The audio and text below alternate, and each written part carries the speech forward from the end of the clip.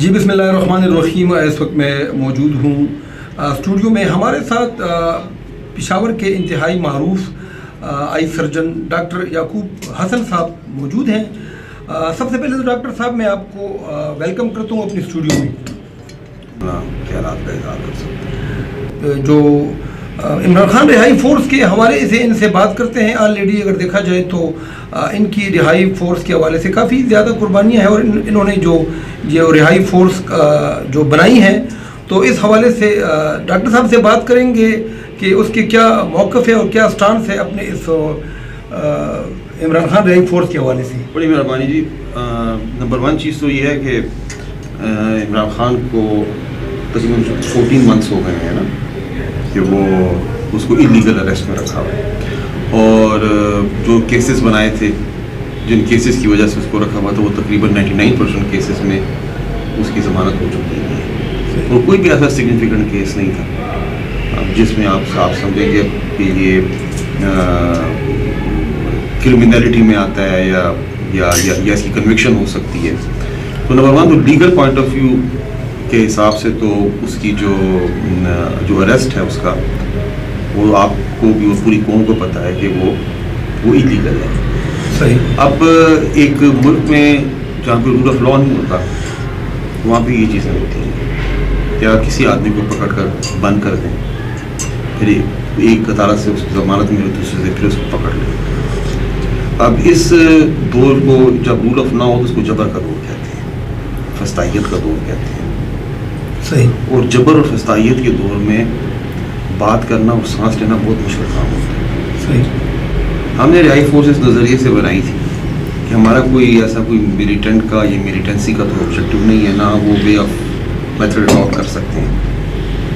ہمارا مطلب صرف لوگوں کو یہ بات پہنچانا تھا کہ دیکھیں رول آف لا کتنا ضروری ہے, کتنی امپورٹنٹ چیز ہے ایک معاشرے میں یا ایک زندہ رہنے کے لیے, اور ہم لوگوں کو بتائیں کہ لوگ اس کے لیے وہ اصل میں جو کہتے ہیں کہ کچھ باتیں ایسی ہوتی ہیں جو کہ زبان میں ڈالی جاتی ہیں اور بعض باتیں ایسی ہوتی ہیں جو کہ دلوں میں ڈالنی پڑتی ہیں. صحیح. تو میرا رہائی فورس بنانے کا مقصد صرف یہ تھا کہ میں لوگوں کے دلوں میں یہ بات ڈالوں کہ آپ حق کو حق سمجھیں اور نہ حق کو نہ حق کہیں. نان وائلنٹ طریقے سے ہم یہ پورے ملک میں یہ آگاہی مہم آگاہ کریں لوگوں کو کہ ناانصافی کا نظام نہیں چل سکتا. جو آزادی کا قول ہے کہ کفر کا نظام چل سکتا ہے لیکن ناانصافی کا ظلم اور بربریت کا نظام نہیں چل سکتا. صحیح. تو ہمارا صرف مقصد صرف ایک ہی تھا کہ میں لوگوں کو کہ دلوں میں یہ بات بٹھا دوں کہ یہ جو عمران خان جو ہے یہ تو ایک سمٹم ہے ہماری سوسائٹی. صحیح. وہ سمٹم انڈر گراؤنڈ بیماری یہ ہے کہ ظلم اور جبر ہے. تو صرف لوگوں کو یہ احساس دلانا چاہتا ہوں, سینسٹائز کرنا چاہتا تھا کہ لوگوں کو پتہ چلے کہ انسانی حقوق کیا ہوتے ہیں, فنڈامنٹل رائٹس کیا ہوتے ہیں. صحیح. اور فنڈامنٹل رائٹ کتنا امپورٹنٹ چیز ہوتی ہے. صحیح. تو اس مقصد کے تحت میں نے اپنے کچھ دوستوں کو ملایا جو کہ پڑھے لکھے نظریاتی لوگ تھے, ان کو ملایا اپنے ساتھ. ہم لوگوں نے ہمارا صرف مقصد یہ ہے کہ ہم لوگوں میں یہ آگاہی پیدا کریں. اور عمران خان تو ایک کامن پرسنالٹی ہے ایک پاکستان کی 75 سالہ کی تاریخ میں ہم نے ایک ہی ہیرو کو یوز کیا ہے, وہ عمران خان ہے. آپ انڈیا کی ایگزامپل لے لیں, ہم دوسرے ویسٹرن کنٹریز کی ایگزامپل لے لیں, وہاں پہ بڑی سیلیبریٹیز میں ہمارے 75 سالہ کی ہسٹری میں ایک ہیرو یا ایک سیلیبریٹی جو ہمیں پروڈیوس کیا وہ عمران خان ہے. تو عمران خان کو سامنے رکھتے ہوئے میں نے سوچا کہ میں لوگوں کے دلوں میں یہ صرف اور صرف یہ آگاہی دوں کہ اپنے حق کے لیے اور صرف اپنے حق کے لیے نکلنا, آواز اٹھانا, سوچنا بہت ضروری ہے. صحیح. تو یہ ہمارے آبجیکٹیوز تھے. اچھا ڈاکٹر صاحب یہ بتائیں کہ جو عمران صاحب کی جو سیاست کو آپ کس نظر سے دیکھتے ہیں, اور دوسری بات یہ کہ پی ٹی آئی کی جو سیاست ہے اس کے حوالے سے آپ اپنا موقف تھوڑا سا ناظرین کو بتا دیں. جناب میں یہ سمجھتا ہوں نا کہ ایک جو ہم لوگوں نے شروع سے ایک فریز سنا ہوا ہے کہ ایک گندی مچھلی جو ہے نا وہ سارے تالاب کو گندا کرتی ہے. صحیح. ٹھیک ہے نا. تو ایک گندی مچھلی سارے تالاب کو تو گندا کرتی ہے لیکن ایک صاف مچھلی ایک گندے تالاب کو صاف نہیں کر سکتی. صحیح. ایگزیکٹ. ٹھیک ہے نا. ایک صاف مچھلی کو آپ ایک گندے تالاب میں بھیج دیں نا تو وہ گندا تالاب اس سے ایک صاف مچھلی. یہی ایگزامپل اس لیے دی ہے کہ یہ کوریلیٹ کرتی ہے عمران خان کو ہمارا موجودہ جو سیاسی اور معاشی ڈھانچہ ہے، صحیح، ہمارا سیاسی اور معاشی ڈھانچہ آپ انٹلیکچولی کرپٹ ہے، مورلی کرپٹ ہے ہم لوگ، اور انٹلیکچوئل کرپشن جو ہوتی ہے وہ فائنینشیل کرپشن سے زیادہ بری ہوتی ہے، صحیح صحیح، جو انٹلیکچوئل کرپشن ہے، ایگزیکٹ، جو ذہنی طور پہ جو لوگ کرپٹ ہوتے ہیں وہ فائنینشیل کرپشن سے زیادہ بری ہوتی ہے۔ تو عمران خان سے میں پچھلا جو ہمارا جو 4.5 سال کا عمران خان صاحب کا دور تھا، تو لیکن ہم اس میں بھی کئی غلطیاں کریٹیکل تھنکنگ سے آپ دیکھیں تو کئی غلطیاں جو خان صاحب سے بھی ہوئی ہیں، میں اس سے ان کو ڈیفینڈ نہیں کر سکتا، لیکن قدرے میں یہ کہتا ہوں کہ دی بیسٹ ہمارے پاس جو پولیٹیکل لاٹ ہے اس میں سب سے بہترین اور سب سے ایک ایماندار آدمی تو ہے نا ہمارے پاس، جب میں سیاسی ڈھانچے میں ایک شخص ہے جو کہ فائنینشلی مورلی آنیسٹ ہے، تو یہی میری وجہ تھی کہ میں اس پی ٹی آئی میں شامل ہوں، اور دیکھیں یہ ان پہاڑوں کے ساتھ کنفرنٹ کرنا، کرپشن کی اور مافیا کو کنفرنٹ کرنا کوئی آسان کام نہیں ہے، بہت مشکل، یہ بہت مشکل کام ہے، اور یہ بڑا ایوولوشن سے ہوگا، یہ آہستہ آہستہ ایک ایک قدم لے کر ہوگا، اور اس ایک ایک قدم کی جو جدوجہد ہے یہ ایک کافی لمبی جدوجہد ہے، اور اس جدوجہد میں چاہتا ہوں کہ ہر آدمی معاشرے کا ہر آدمی جو ہے اس کا ایک فرض بنتا ہے کہ وہ اس قسم کی جدوجہد میں ضرور ایکٹیویٹ، چاہے وہ سیاست میں ڈائریکٹلی سیاست میں حصہ لے یا نہ لے۔ صحیح، اچھا ڈاکٹر صاحب یہ بتائیں کہ آپ آج کی سیاست جو ہے اور جو پہلے کی سیاست تھی آپ اس کو کس نظر سے دیکھتے ہیں؟ جناب آج کی سیاست تو دکانداری ہے، آپ 90 کی دہائی سے شروع کر لیں، ذوالفقار علی بھٹو پہ 70 سے 77 تک وہ وزیر اعظم رہے تھے، صحیح، ضیاء الحق نے ان کو پھانسی پہ بھی لٹکا دیا، جس سے نسیم حسن شاہ نے خود کہا تھا کہ یہ فیصلہ غلط تھا، لیکن اس کے اوپر 1 روپے کا کرپشن کا الزام ثابت نہیں۔